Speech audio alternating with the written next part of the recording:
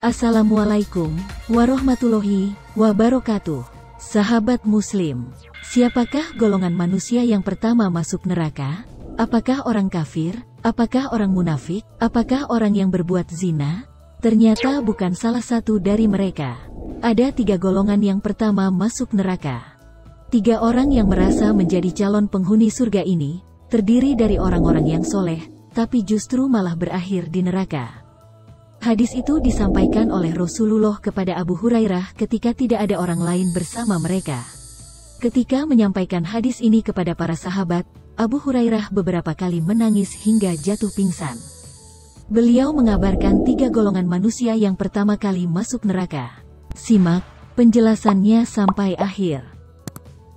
Bersama kita, berbagi ilmu. Kisah pengadilan akhirat tersebut terdapat dalam hadis Rasulullah dari Abu Hurairah. Hadis tersebut diriwayatkan oleh Imam Muslim, An-Nasai, Imam Ahmad, dan Baihaqi. Kisah yang sama dalam teks hadis yang berbeda juga diriwayatkan oleh Imam At-Tirmidzi, Ibnu Hibban, dan Al-Hakim.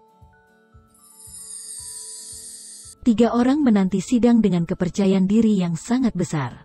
Ketiganya yakin betul akan diputuskan menjadi penghuni surga.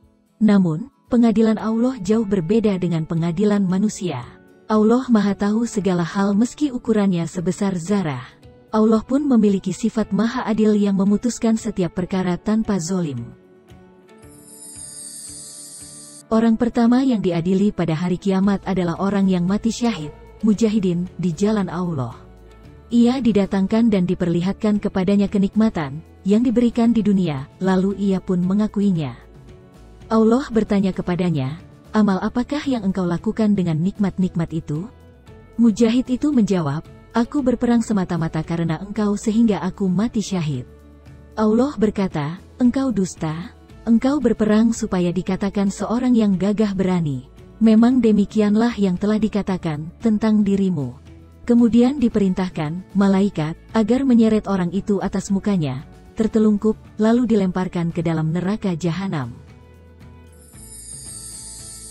Berikutnya orang yang kedua yang diadili adalah seorang alim ulama dan mengajarkannya, serta membaca Al-Quran. Ia didatangkan dan diperlihatkan kepadanya kenikmatan-kenikmatannya, maka ia pun mengakuinya. Kemudian Allah menanyakannya, "Amal apakah yang telah engkau lakukan dengan kenikmatan-kenikmatan itu?" Sang ulama menjawab, "Aku menuntut ilmu dan mengajarkannya serta aku membaca Al-Quran hanyalah karena engkau." Allah berkata, "Engkau dusta. Engkau menuntut ilmu agar dikatakan seorang alim ulama, yang berilmu, dan engkau membaca Al-Quran supaya dikatakan seorang qori, pembaca Al-Quran yang baik. Memang begitulah yang dikatakan tentang dirimu." Kemudian diperintahkan malaikat agar menyeret atas mukanya dan melemparkannya ke dalam neraka jahanam. Selanjutnya orang ketiga pun dipanggil. Kali ini ia merupakan seorang yang sangat dermawan. Sang dermawan dianugerahi Allah harta yang melimpah. Allah pun menanyakan tanggung jawabnya atas nikmat itu, "Apa yang telah engkau perbuat dengan berbagai nikmatku?" Sang dermawan menjawab, "Saya tidak pernah meninggalkan sedekah dan infak di jalan yang engkau cintai, melainkan pasti aku melakukannya semata-mata karena engkau," jawabnya. Ia pun tak jauh beda dengan 2 orang sebelumnya. "Kau berdusta, kau melakukannya hanya karena ingin disebut sebagai seorang dermawan. Dan begitulah yang dikatakan orang-orang tentang dirimu." Sang dermawan yang ria ini pun diseret dan dilempar ke neraka, bergabung dengan 2 temannya yang juga menyimpan sifat ria di hati. Di akhir hadis, Abu Hurairah bahkan membaca firman Allah yang menjadi hikmah pelajaran atas kisah tersebut.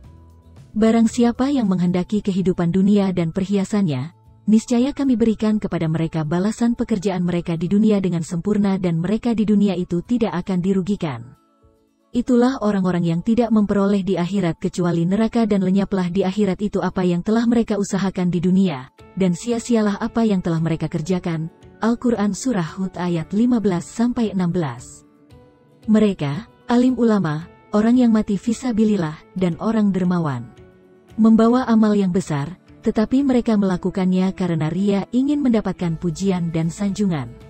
Pelaku ria kelak di hari pengadilan, wajahnya diseret secara tertelungkup sampai masuk ke dalam neraka. Wallahu a'lam bishawab. Wassalamualaikum warahmatullahi wabarakatuh.